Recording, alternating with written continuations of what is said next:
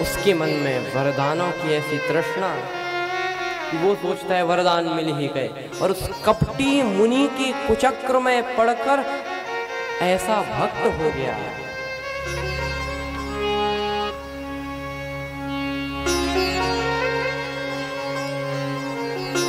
लेकिन एक बार उस रात को उसने अनेक कथाएं श्रवण की कपटी मुनि से। कपटी मुनि ने कई पुराण सुना डाले प्रताप भानु को। प्रताप भानु ने कहा, महाराज अब मैं धन्य हो गया आपका वरदान पाकर। कपटी मुनि ने कहा, हमारी बात कान खोलकर सुनो। क्या कहता है कपटी मुनि? महाराज, कालऊ पदनाई सीसा, कालऊ पद नाई सीसा,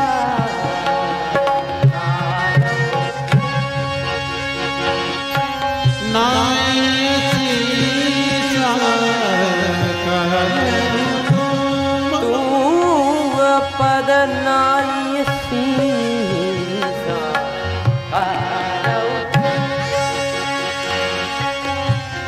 तू पद नाई सीसा, कालऊ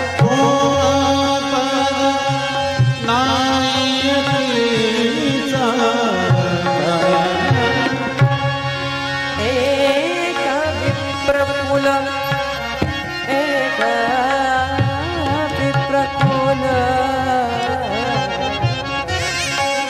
एक विप्र, एक विप्र, एक विप्रकुल छाणी मही,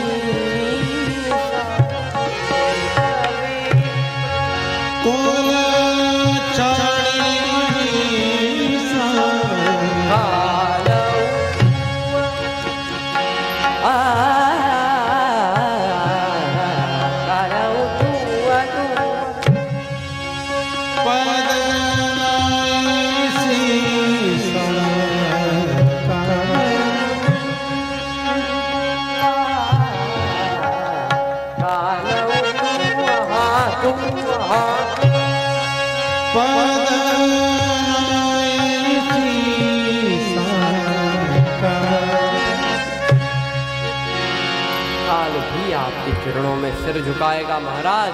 लेकिन एक बात हमारी सुनो, एक विप्र पुरुष, ब्राह्मणों को छोड़कर हर व्यक्ति आपके चरणों में सिर झुकाएगा। कभी भी ब्राह्मणों के साथ शत्रुता मत करना है, क्योंकि ब्राह्मणों के साथ अगर शत्रुता करोगे मिट जाओगे। कभी भी ब्राह्मणों के साथ, क्योंकि कहा गया है श्री उत्तरकांड में श्री तुलसीदास जी की विरचित श्री रामचरितमानस में कि इंद्र कुलिस मम सूल विशाला, काल दंड हरि चक्र कराला, अरे जो इनकर मारा नहीं मरई, विप्रद्रोह पावक सोजर। भगवान कहते हैं, भगवान शिव के वचन है कि इंद्र कुलिश, इंद्र के वज्र से, ममसूल मेरे त्रिशूल से, काल के दंड से अर्थात काल से, और भगवान श्री हरि के चक्र कराला, उनके चक्र से, इन चीजों से, इन ऐसी भयानक एवं अजेय चीजों से भी जो मरता नहीं है, ब्राह्मणों की शत्रुता की द्रोह रूपी पावक उसको भस्म कर देती है जलाकर। तो अस विवेक राखौ मनवा, कहा कि अगर आपने ब्राह्मणों को वश में कर लिया तो समझ लो सब वश में। तो महाराज ब्राह्मणों को वश में कैसे किया जाए? तो ब्राह्मणों को वश में करने में क्या है? वश में करने का अर्थ है ब्राह्मणों का दिल जीतना। अब ब्राह्मणों के दिल जीतने में क्या है? बढ़िया सा भोजन कराओ और एक बढ़िया सा लिफाफा हाथ में पकड़ा दो, ब्राह्मण चकाचक होकर आशीर्वाद देगा। तो कहा कि महाराज स्पष्ट भाषा में कहें तो कहा कि ब्राह्मणों का भोज करवाओ, ब्राह्मण भोज।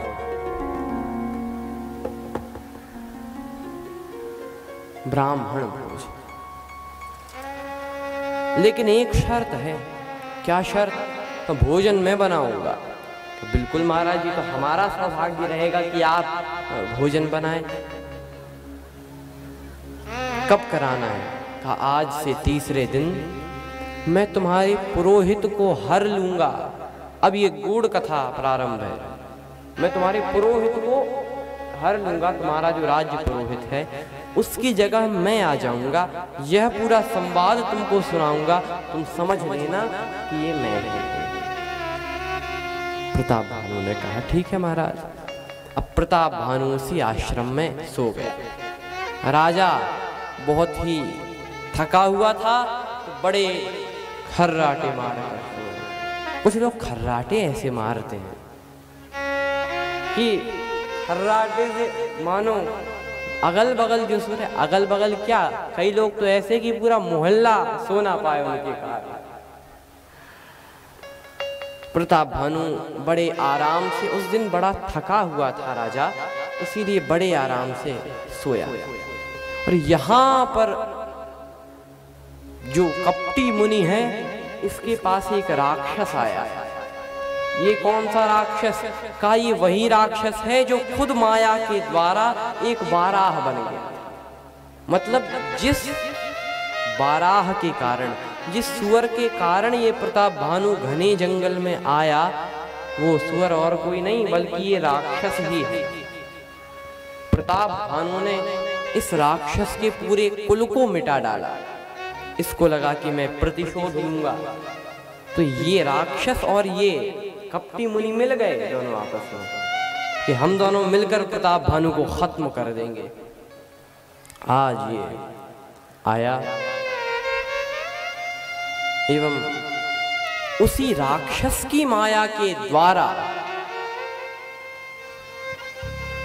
प्रताप भानु को उसके राज्य में सोते ही साथ उसके घोड़े के सहित पहुंचा दिया।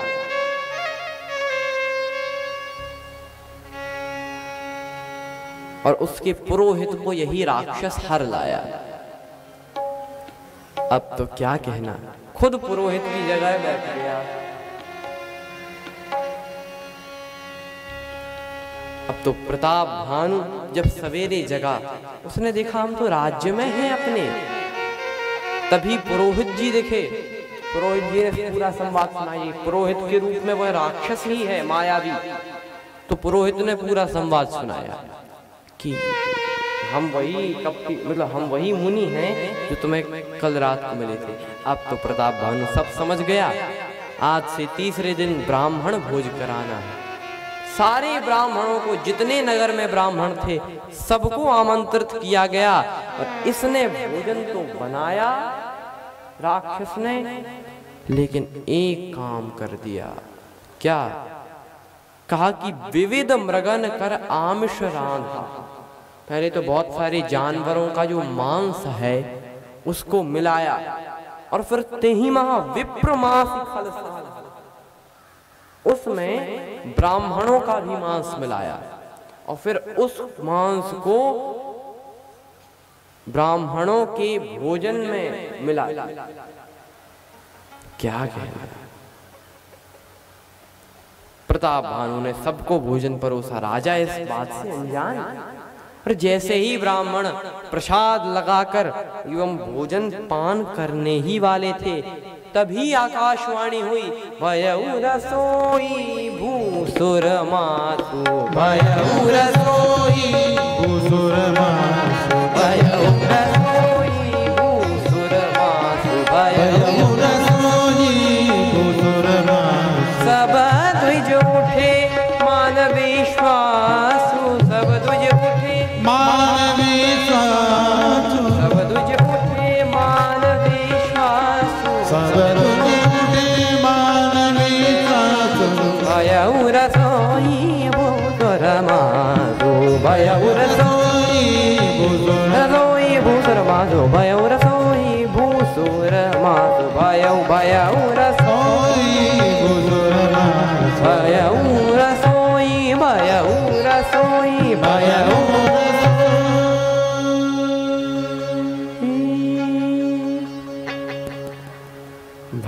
रसोई आकाशवाणी हुई। लेकिन एक बात है, ये जो आकाशवाणी हुई है ना, ये कोई देवताओं की आकाशवाणी नहीं है। ये इस मायावी दैत्य ने ही माया के द्वारा आकाशवाणी करवाई कि भाई ब्राह्मणों उठ जाओ, इसमें मांस मिला हुआ है।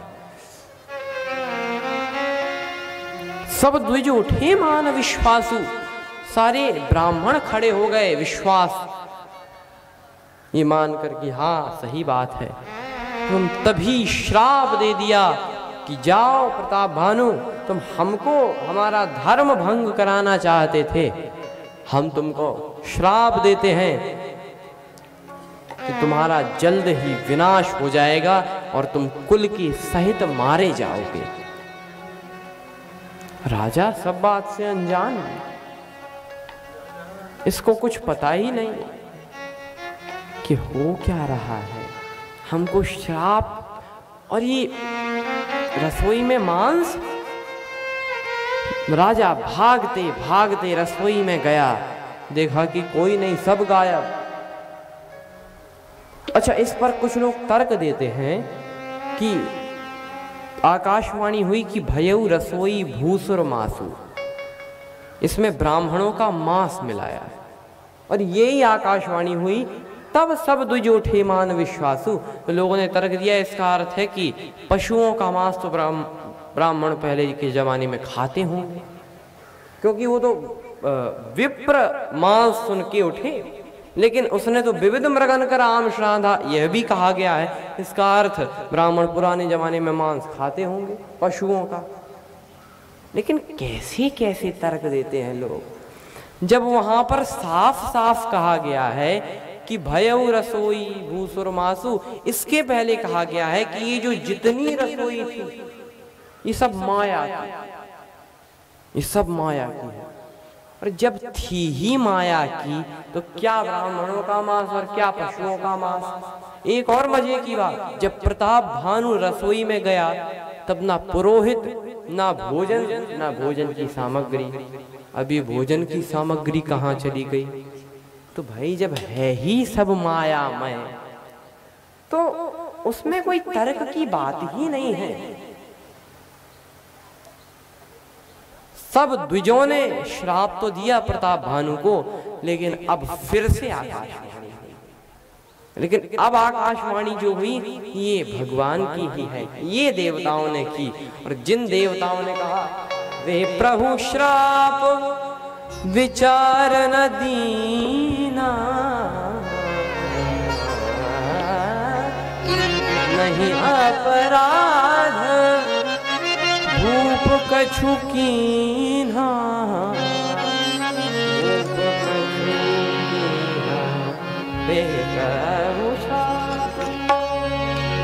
आपने विचार करके श्राप नहीं दिया।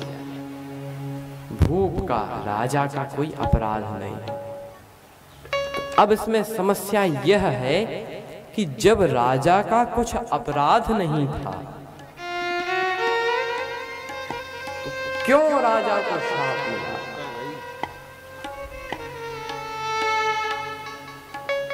देखो,